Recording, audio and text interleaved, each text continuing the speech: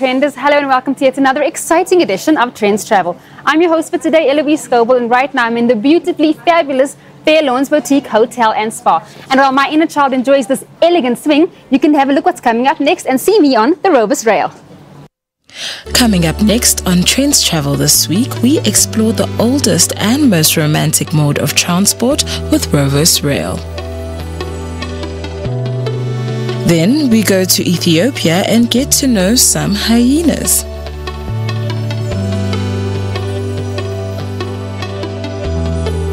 Nigerian women bring Mokoko alive with the arts.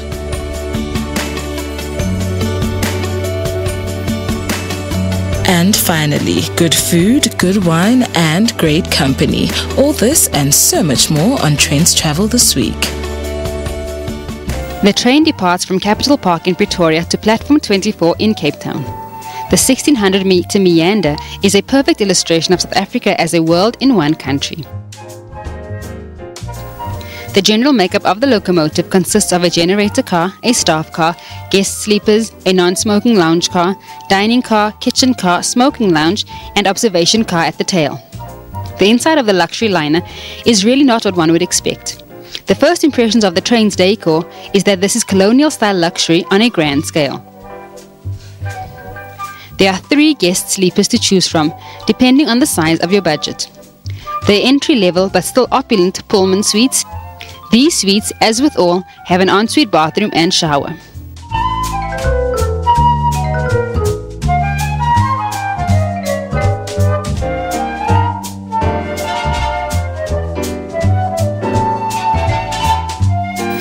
The Deluxe Suite, which is where most passengers find themselves, and where I made my home for the 3-day, 2-night journey, can be set up in 2 ways. It can accommodate 2 passengers in twin beds for 2 people sharing but not sharing a bed, or you can have the double bed if you are more romantically inclined. Each have a mini lounge area as well as an ensuite bathroom and shower. Then comes the golden ticket in this luxury travel, the Royal Suite. The Royal Suites, each of which make up half a carriage, are spacious and elegant. Each has its own private lounge area with champagne on ice. The air-conditioned suites can accommodate 2 people with the option of side-by-side twin beds or spacious double beds with lots of packing room just above. But what really sets the suite apart is its full bathroom. Equipped with a freestanding Victorian bath, all of this on a train, it doesn't get much better than this. The train chugs on smoothly while you adjust to the soothing sound of the rail and explore your cabin.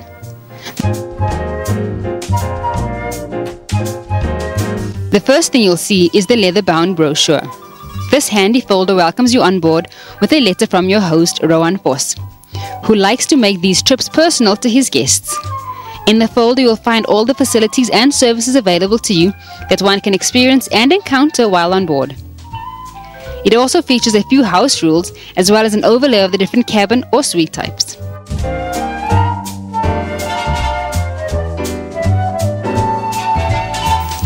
A helpful tool that is printed for you along with all of these is the itinerary for the next 2 days' journey, which includes 2 excursions.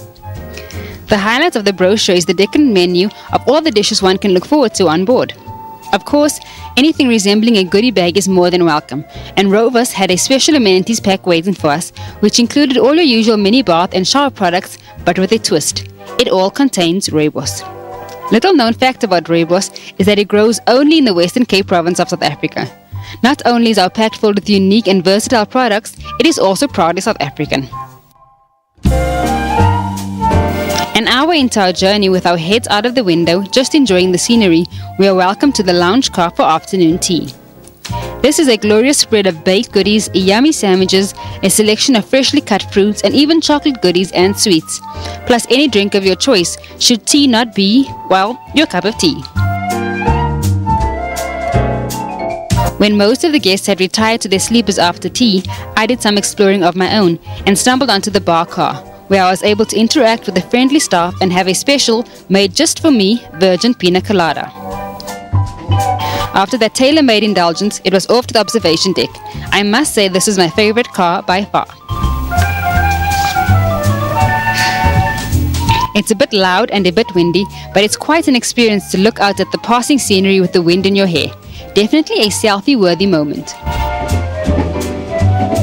After that vainglory, we did manage to have a chat with the train manager. I basically oversee the whole operation, making sure that the train gets from point A to point B, making sure the guests are happy, and then obviously as well taking care of the staff. I would say scenery-wise, definitely the Durban Safari, beautiful scenery all the way. Then again, there's a lot of people that prefer this scenery, you know, going through the Karoo. And then of course we've got our Dar es Salaam. The Dar es Salaam is much longer, but there's so much more to see. You travel through 5 different countries, you see 5 different cultures, and you also see areas that you never get to see when you travel by car. Then it was back to exploring.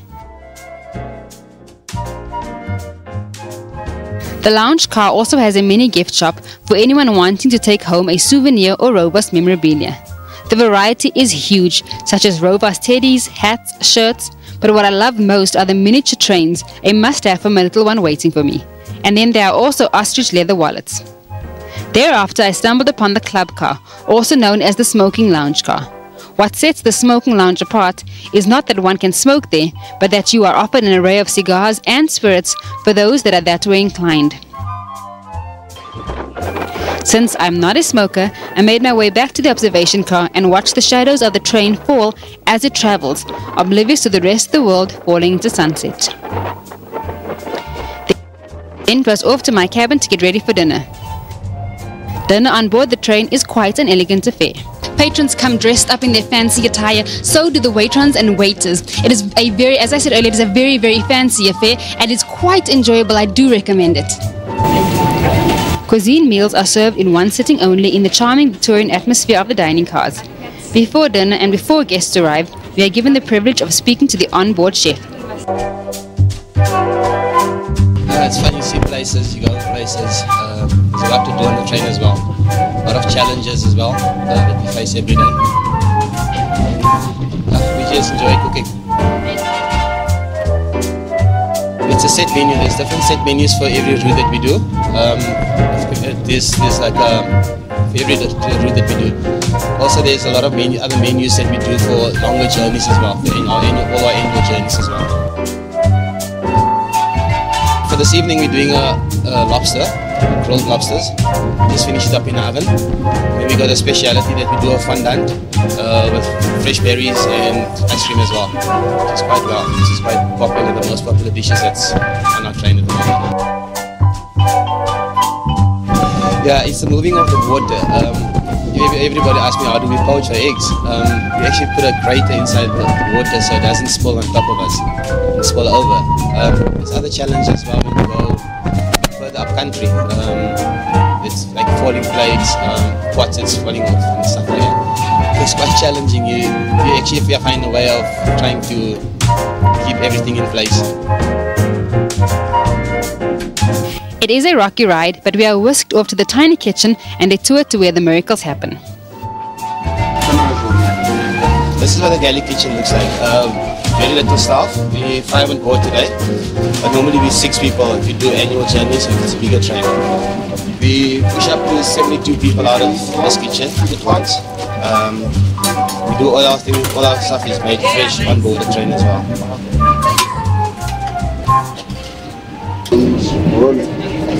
Good evening. My name is Matt with my colleague Victoria. The house rules we spoke about? Well, the train has a dress code.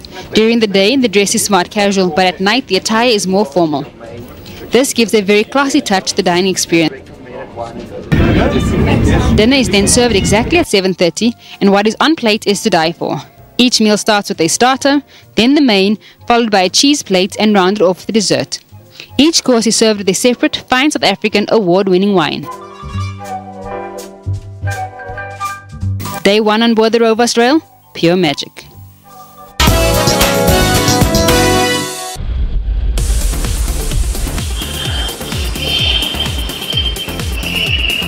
Visitors to Stockholm looking for a room with a view might not have to travel too far from the city's Arlanda airport.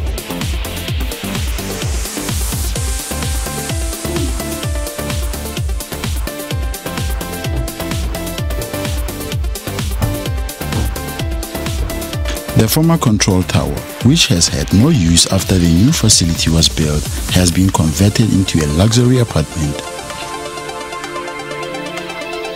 We've made this up as an apartment and worked together with our partner Home Away to create an absolutely unique apartment up here where you can compete to be able to win a 24-hour experience here at Stockholm Arlanda Airport.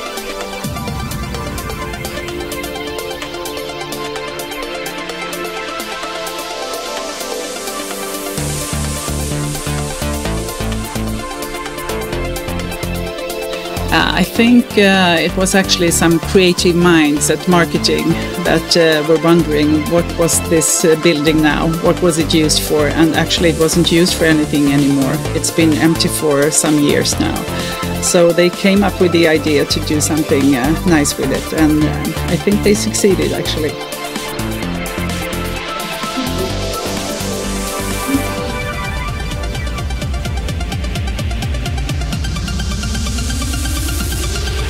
The studio apartment offers a panoramic view of one of airport's terminals and is located directly next to the runway, offering visitors a good view of planes taking off and landing.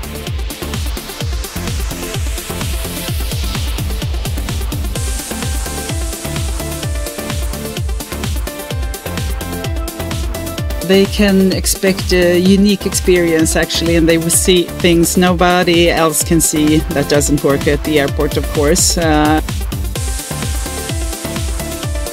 Winners of a competition will get to spend a night at the hotel, as well as get a visit to the new flight tower and access to area of the airport not usually open to the public.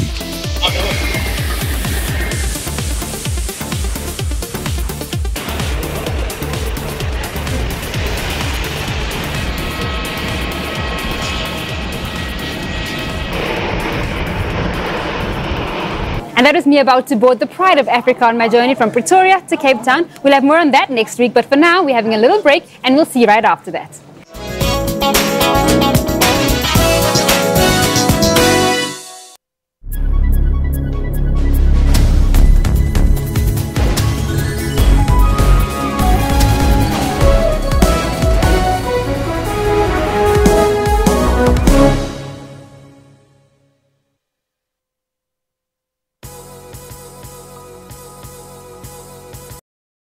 Hotel and spa. And while I enjoyed this lovely afternoon, we're going to take you to Nigeria, Somalia and Ethiopia. We have a look at the laughing hyenas.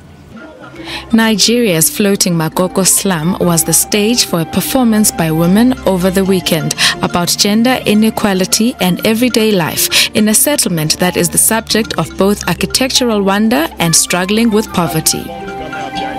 Hundreds gathered on the boats and slim canoes to watch a special edition of the Heard Word Play, a collection of monologues that combine artistry, social commentary, and true life stories. The cast was made up of 8 young women from Makoko with no stage experience, alongside well-known Nollywood names. The women danced and sang about motherhood and the value of the girl child. They also talked about sexual abuse of women and children.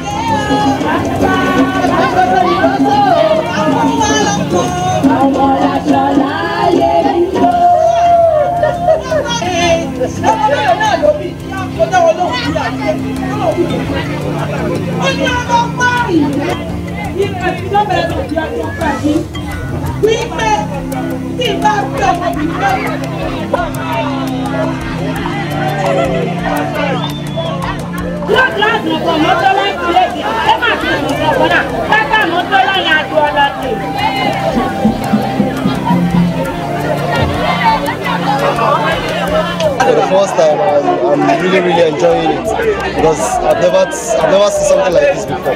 Even though I'm from the mainland, but you know, the first experience of water and the likes is really awesome. Ó ti pẹ́ tí mo fi ń gbé lágbè, so mi tí rí nǹkan pàtàkì eléyìí níbi àtọ̀, so bóyá ṣe ó dùn mọ́ mi nínú, mo tún láìkẹ̀. Magogo was established as a fishing village hundreds of years ago, but climate change and rapid urbanization are now threatening its way of life. It is home to over 200,000 people, and some fear it may be targeted for demolition as Lagos moves to meet the demand for prime waterfront land for luxury redevelopment in the megacity of 23 million. Marry so many actors, so so ni mo ṣe join drama àti pé mo ti máa ń lálàá pé mo máa ń act torí ẹ̀ mo ṣe fẹ́ join. Here word or Misetono in the local Yoruba language was aimed at raising awareness about women's issues, especially at the center of a community under threat.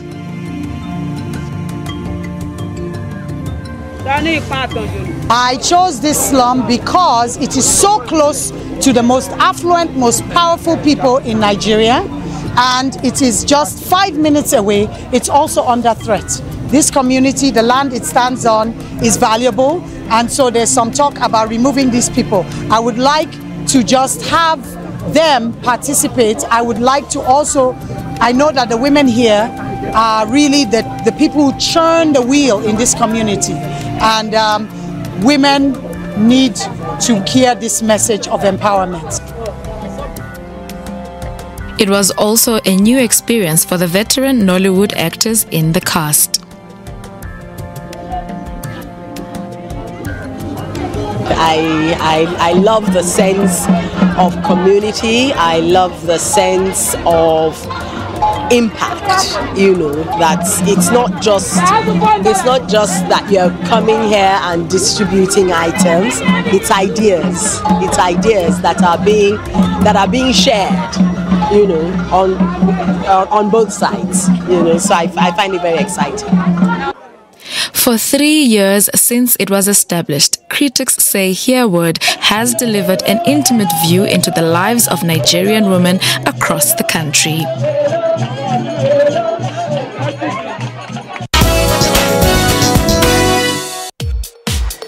In Somalia, artist and muralist Muawiyah Hussein Sadao offers a contrast to the airbrushed artworks that advertise big business in other parts of the world. Sadao, also known as Shik Shik, is the man responsible for the art that features on more than 100 shops, including barbers, tea shops and supermarkets across Mogadishu.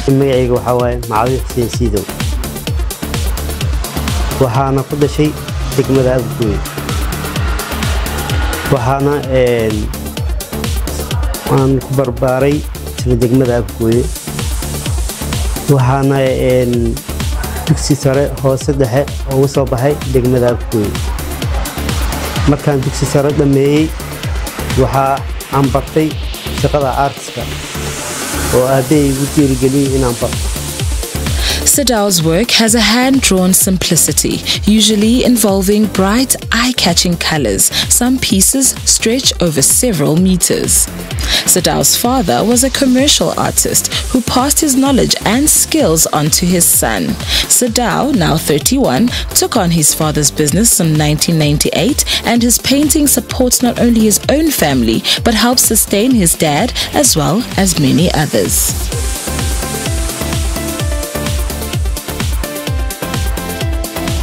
shaqada waxaan bilaabay 1997 waxaana ku bilaabay inaan degmada Xamarweyne faanka aabeyga inaan ka shaqeeyo oo shaqadiisa aan ku wado aan isaga aan faankiisa ka shaqeeyo maadaama oo shaqadii aan maaragtay xilligaas aan bilaabay ilaa hadda aan faraha ku jiro waxaanu ku yaalaa degmada Xamarweyne qaasatan Muqdisho.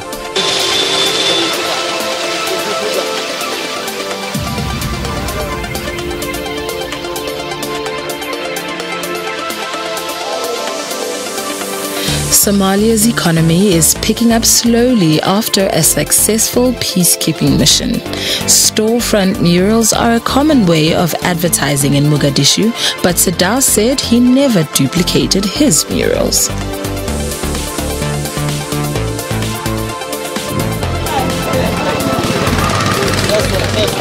wuxuu shaqada ka fariistay 1998 shaqadiisa booskiisa anaa galay shaqadiisa aan ugu wado waxaana 16 ka degmo shaqada uu ku waday inaan anigu shaqeeyo oo booskiisa aan galo dukaankiisana kaga shaqeeyo. Aside from feeding his family and brightening up the urban landscape, Sadao still has ambitions to do more with his art. waxaan sameeyaa sawiro oo aniga maskaxdeyda sawiro aan maskaxdeyda ka shaqeeyo aan maaragtay aan ku qabtaa sawirada aan sameeyno waxa waaye sida farshaxanka sawirada hidaha iyo dhaqanka sida sawirka camal ii muuqdo. He is also teaching other up-and-coming artists the tricks of the trade and says many of them have gone on to start their own very successful businesses.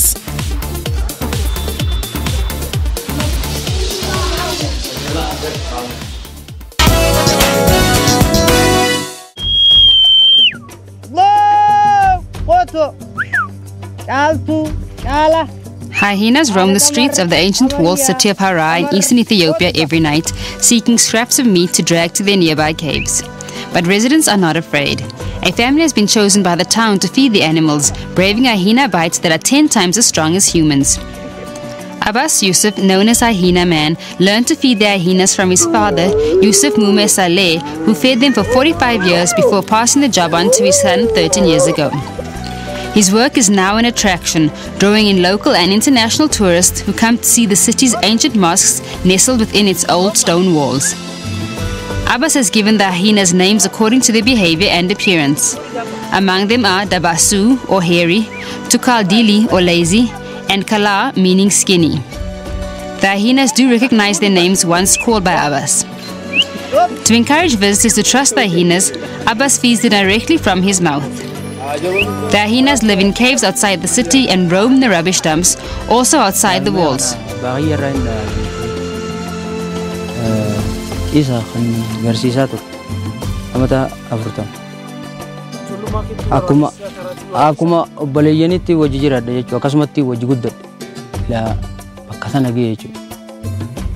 Some hyenas give birth in the ditches in the middle of the city. Abbas Yusuf's wish is for the city not to expand beyond where it is now, saying it would be a catastrophe for hyenas to have their habitat destroyed. Harar, with a population of 240,000 people, started to expand out of its original wall after 1882 and is now surrounded by modern buildings.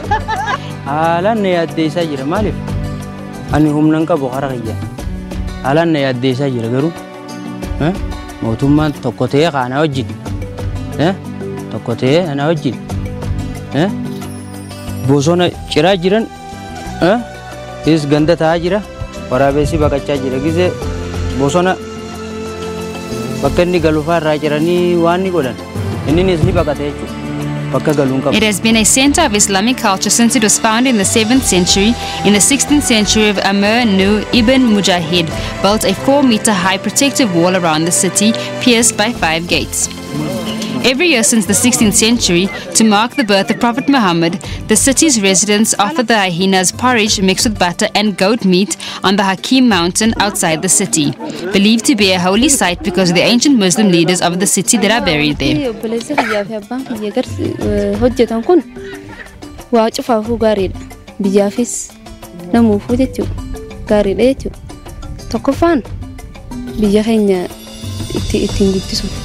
lama faan biitti keenya akka biyya biraa irraan adda taate akka argamtu godhaa jechuudha. Amma biyya biraa yoo dhayite waraabessa namni akkanatti ifitti madaqsee jechuudha. Waraabessa hojii jiraatu hin jiru jechuudha. Nuti ammoo waraabessa jiruu ka'ee galle waraabessa hojii. Akka dhalanne jechuudha waraabessa harkine nuti. Waraabessa harkine abbaan kiyya osoo nuti hin jenne dura waraabessaaf kayatu. Eegas booda nuti. Akkas jechuudha. Kanaafuu jiruu teenya waraabessaan eegalle. If the hyenas refuse the sacrifice, people believe the country will have bad luck.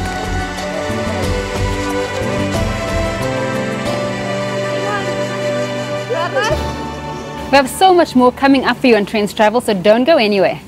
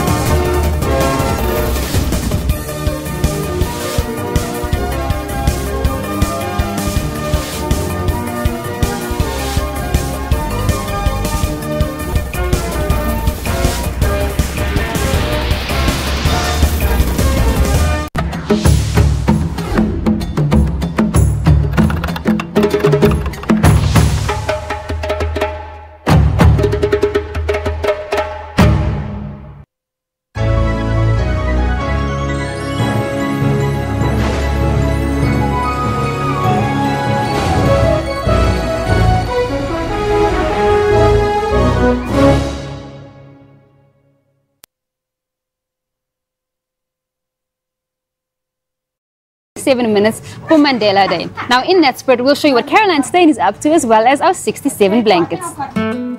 The Saxon Hotel. Situated in the heart of the City of Gold, this leisure stay has a perfect blend of rich cultural history and impeccable 5-star service. Soyez les bienvenus, maman. Ah, merci beaucoup. Ça fait longtemps, hein? Ça fait très longtemps. Merci. Our wonderful host, Caroline Steyn, welcomed us to this beautiful space that was once her humble abode.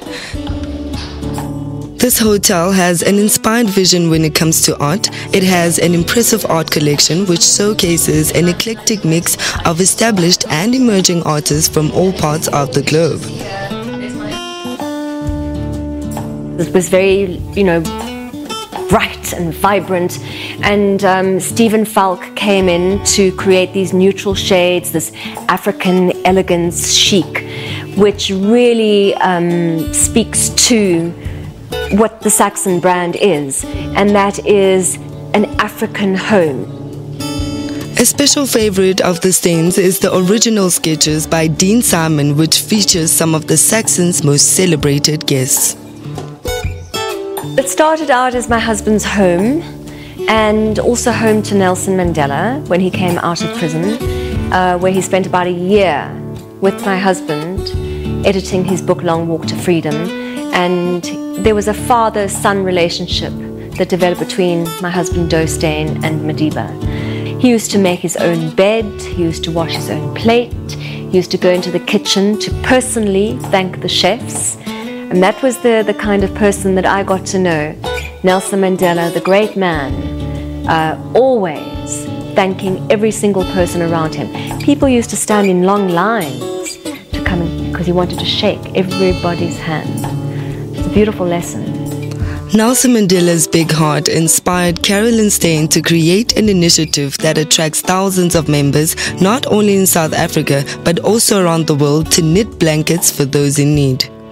Well, my main initiative is 67 blankets for Nelson Mandela Day. And it started out December 19th, 2013, just after we'd lost Madiba. And Zelda Lachransi, Mandela's assistant, was at the lunch table with us. And I was boasting about my domestic abilities, of which I have very few. And she said, why don't you make 67 blankets for Mandela Day? And of course, sounded like a cool challenge. Not too difficult, and until I realized, because I hadn't crocheted since I left school, which was about 10 years ago, and I realized I couldn't make 67 blankets on my own, and my friends were too busy. They don't cook, they don't knit, they're too busy. So I created a group on Facebook called 67 Blankets for Nelson Mandela Day, which is now 67 Blankets for Nelson Mandela Day South Africa, because we're in so many countries around the world. We've exploded into a movement in 3 and a bit years. Mrs. Steyn is a speech and drama major. She is now back on the screens playing the role of herself to promote the 67 Blankets campaign. It is so surreal. I mean, who would have thought? About 10 years ago, I think, I was on Generations, because I'm an actress. I don't have time to act much these days because I'm the blanket lady. I mean, I'm really focused on 67 blankets. But I played the role of Barbara having the affair with Capella, the blonde, buxom, bigger Barbara. And fast forward a few years, and there I am playing Caroline Steyn, the founder of 67 Blankets for Nelson Mandela Day. And it's quite out of this world. It's quite extraordinary how that happened. That Mfundi Wundler, the producer, phones me to ask for a meeting. I mean, I think it's Madiba guiding this whole thing. The world's first ever man-made diamonds, Inception Diamonds, created with social responsibility in mind, created an event that celebrates the diamonds of South Africa. I believe that they're going to be auctioning off a diamond, and the proceeds will be going to 67 Blankets for Nelson Mandela Day, because there are so many thousands of people who have the will, who do not have the wool. So the money goes towards the purchase of wool. We're celebrating diamonds the same way that they're individualistic as the people that we're surrounded by this evening. And tonight is about giving back, and especially from our community, to give closest to home, and whatever we can do to help, we give back. Our company gives 5% of all its profits through to charitable causes, and 67 Blankets is one of the organizations. Celebrating diamonds is really celebrating life, so tonight is really great because it's great people coming together, celebrating life through diamonds, through Caroline Stein's vision, with all the people that participated. So I'm very honored and excited to be here and to be selected as one of the diamonds that they feel they want to honor tonight. I'm honored to actually be here at this beautiful event, and you know, another thing is that it's beautiful to celebrate South African arts, or the artists, you know. So if it's musicians or actors or doctors, you know, but if it's people doing good in the country, it's always great to celebrate them. And it's always also good for us to get together at times, because we're from different types of genres, you know, and or industries, you know. So I think it's a great thing. Combining passion, expertise, and the latest global gourmet food trends, the chefs at the Luke Dale Roberts always take guests on an unforgettable fine dining journey. We're doing a 5-course menu. We're going to start off with the amuse bouche, which is actually a surprise sort of welcome starter thing. Then we go into the beef tataki, that is served with sun-dried tomatoes and a red pepper dressing, and then on to the sea bass, and with that dish it's a sea bass tartare with laveage pesto and a garlic catalan, and we try to sort of highlight the elements from the garden that we are using. And then we go on to the lamb, which is one of our signature dishes in the restaurant, and from there on to the impala. The impala is served with coffee and butternut, very sort of classic flavors, and then after that we finish off with a very sort of vegetal dessert, dill and coconut, very sort of fragrant, and that is also highlighted in our garden.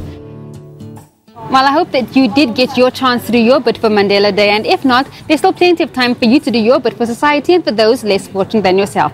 Coming up right now, though, is a short break.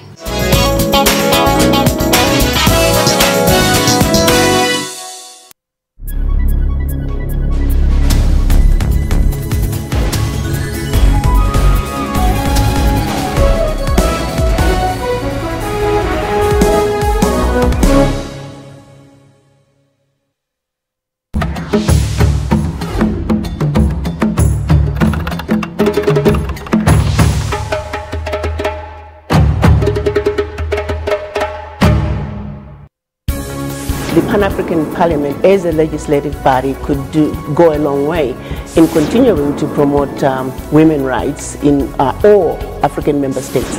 Moon will be elected president. A decisive win by him will provide much needed stability in South Korea.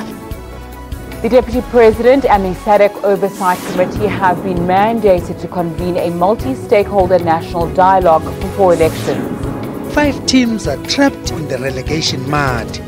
These include Bloemfontein Celtic, 12th on the log, followed by Chipa United, Free State Stars and Baroka, who are second from the bottom, as well as Highlands Park, who have won only 4 matches. We're on point with breaking stories, detailed economy and sport. Tune into Midday Report every Monday to Friday from 12 p.m.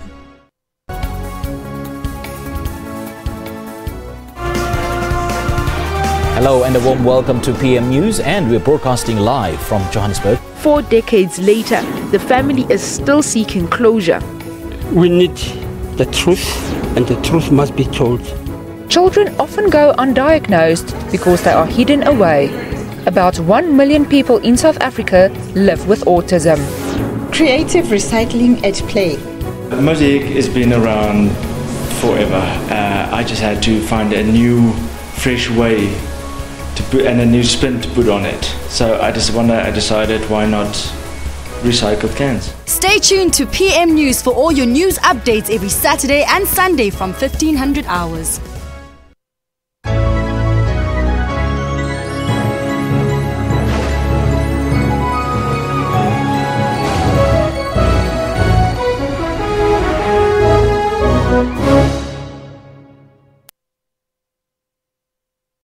Wine or just good food because you're not much of a wine drinker like myself, then the Good Food and Wine Show was for you. And if you couldn't make it, well, Trendz has your back. regarded as one of the largest and prominent culinary events in Mzansi. Good Food and Wine Show 2017. We're out in Johannesburg. How was Cape Town? Cape Town was rocking, man. I had a really good time, and Good Food and Wine Show as a whole is a lot of fun. It's for me at least. It's a lot of good food, and I love being here because I get to do food and music all in one. If we compare Cape Town to Joburg, what would you say is more banging? I'd say Joburg is really vibey. I've seen a different sort of side. Cape Town was good, it was awesome, but I've seen a lot more turnout here and a lot more vibe. I think it's really nice. Judging by these snaking queues, as well as the number of well-known chefs cooking here, it is clear that the Good Food and Wine Show held at the Dome, north of Johannesburg, is popular, and this time around, it was even bigger and better. I've been so busy, man. They have me back to back here. That's what happens when you're one of the headline chefs, so they work you to the bone, but it's been a lot of fun. So obviously I'm promoting a new TV show that I'm going to be a part of with David Higgs. It's called My Kitchen Rules, South Africa, and that's a lot of fun. So the first stop today was at the MKR demo stand. I made my mom's prawns with the fresh linguine, which is really delicious. And then I did another Cooking with Chefs, which is like an interactive cooking station. So I get to actually cook with people. And we did a strawberry tiramisu. And then I did another demo at the MKR stand with David Higgs. And we did a twist on Pappen Place, which is really cool. And then at 5 p.m. I'm going to be at the Open Theatre, which is the main sort of stage. And I'm going to be doing a salmon dish and a dish that is a tribute to black coffee. It's called Get Him to the Greek. Black coffee's favorite country to travel to is Greece. So part of my collaborations that comes from the restaurant that I have is this dish. The event had a stellar lineup made up of well-known international as well as local chefs who seared, flamed, and drizzled mouth-watering dishes at South Africa's largest culinary event. Spearheaded by the world's first celebrity chef that was awarded 3 Michelin stars and hold the title as the first British chef and the youngest chef to earn this honor, Marco Pierre White, and South Africa's Michelin star chef, Jan Hendrik van der Westhuizen. Do you have any special favorites? Are you a groupie to any of them? I admire chefs as a whole, whether they're international, whether they got Michelin stars, whether they just chefs. I admire people that understand the science behind food, which I think is an important thing to kind of try and understand. Because you start to understand what you're putting in your body, why those ingredients are on the plates, what do they add to the dish. So Marco Pierre White, obviously being one of the most celebrated chefs from a global point of view, I think we're really honored to have him here, and I think he's an incredible person. He's a very chef. He's a very chefy person. He's strict, he's stern, he's serious, and that doesn't mean that he's not a good person. He's a very nice person. Chef Jan Hendrik, who's South Africa's first Michelin star chef, he's also been really cool. I dig his vibe. And then every single other chef that's here, I've got my whole team here from my restaurant, so we've got our own little stand that we're serving some of the dishes from the restaurant. That's also been fun. So I admire chefs as a whole. The show had 9 theaters, giving families a chance to interact with their favorite chefs who made headline appearances. Some of our favorite Mzansi chefs, Lintwe Bengu and Sherwin Witch, had a family cook-off in one of the theaters. Why wouldn't you want to come to the Good Food and Wine Show, man? It's the biggest food event in Africa where we celebrate wine, fine food, African food, Western food, Indian food, whatever it is. It's just African food. Yeah. It's African culture. So literally the Good Food and Wine Show, that's all of Africa combined. And Africa's food on our table. It's 3 days of Ubuntu. Yes! Through food. Yeah, that's exactly what it is.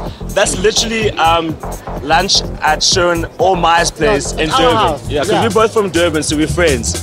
So that's what we get up to when we cook for our friends. And let's be honest, there's also the whole versus thing going on, and Lenny's like, no, family don't fight. No, family don't fight. Family comes together with food. Yeah, so did you see the end, how they all ate at the end and they were munching at the table and they were sharing?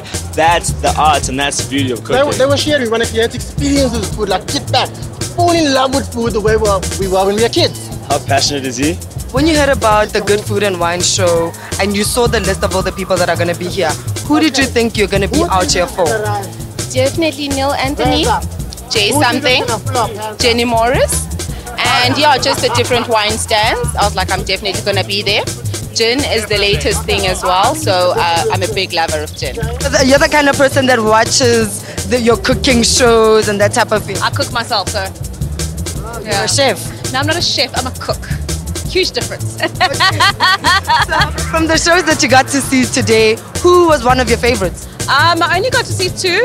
So the favorite out of the 2 was definitely the Jay Something and David Hicks. How is 2017 Good Food and Wine Johannesburg?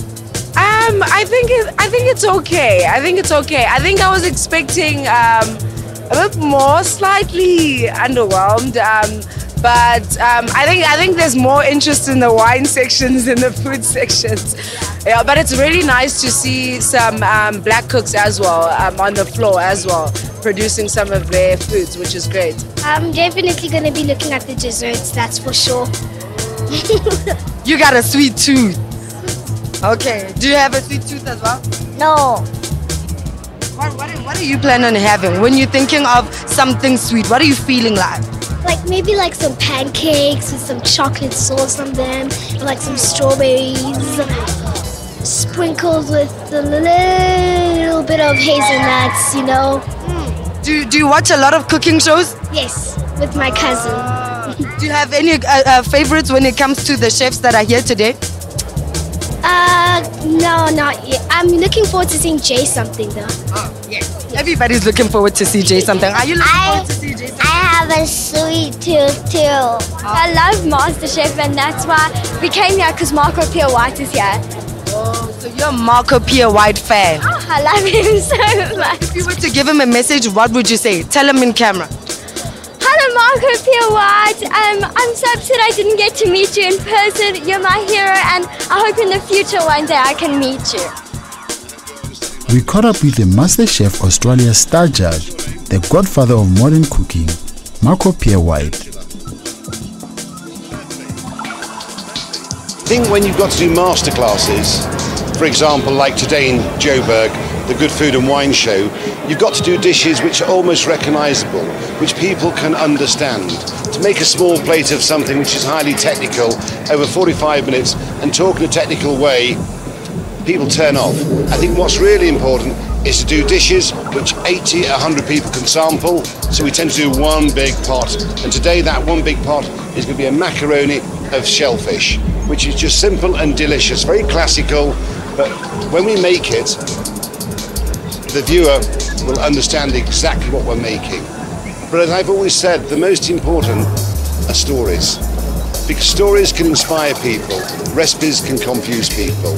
And so when I do my masterclasses, I engage with everybody in the audience. I bring some of them round me. And so we interact rather than just making it formal. They sit down and I talk at them for 45 minutes. It's not right. Because a lot of the time, people, they don't really want to know about food in the sense of the technicalities of food. What they want is a little insight into who you are as a person. They want to hear stories. They want your opinions on things. And so therefore I make it very casual, and at the end of it I feed 80 to 100 people. Cape Town-based private chef Neil Anthony trained in the kitchens of Gordon Ramsay, Marcus Waring and other big international cooking greats, was also part and parcel of this great culinary festival. Neil is the type of chef who gets invited to cook in the homes of prestigious clients, socialite friends, and fun-loving acquaintances, transforming their dining experience into exclusive and private dinner extravaganzas. He released his collection of his most favorite recipes in his new cookbook titled The Private Chef. New book is 100% new content. It's really what I'm cooking right now. It's beautifully shot. It's just a collection of great recipes and great pictures. This festival explores the great infusions of textures and taste of the palate. It's such a personal thing. If you want to have food with vodka or gin or wine or water or soft drinks, it's really, really a personal experience. I do guide people in terms of what they should have, but at the end of the day, it's your own choice. You are trying out wine, Bay teaching you how to what? He's trying to teach me, Uguti baby, Masika, this goes with this and this goes with this. Yeah.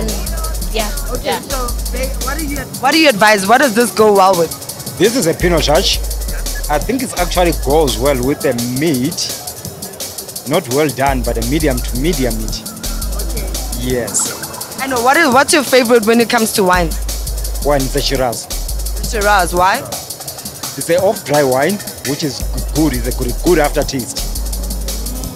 So from what you just, okay, you're giving us the brow. That means you don't know. So how many glasses of wine have you had of different tastes, and what do you prefer? This is the second one, actually. I just had the Shiraz, yeah, and then the Pinot Touch. So I think the Shiraz one was nice. I'm gonna taste this one and see how it goes.